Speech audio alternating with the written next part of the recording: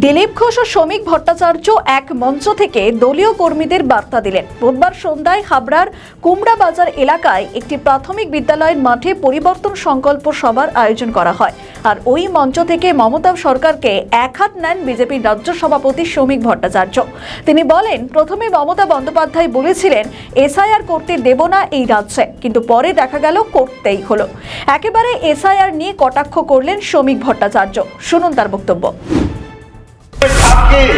মৃত ভোটারদের নাম বাদ যায়, কিন্তু মমতা ব্যানার্জির দলের অন্য লোকেরা বলছেন এসআইআর চলবে না।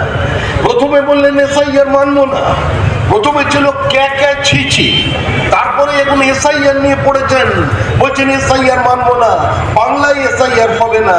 কি দেখতে পাচ্ছেন? বিএলওর পেছনে কাদুও খাবো, তামাকও খাবো। আমি ধর্মেও আছি, আমি জিনাতেও আছি। কতদিনের রাজনীতি চলবে? আমাদের ভিডিও ভালো লাগলে লাইক ও শেয়ার করুন, কমেন্ট সেকশনে আপনাদের মতামত জানান। আরও ভিডিও পেতে আমাদের চ্যানেলটিকে সাবস্ক্রাইব করুন এবং প্রতি মুহূর্তে খবরের আপডেট পেতে প্রেস করুন বেল আইকন।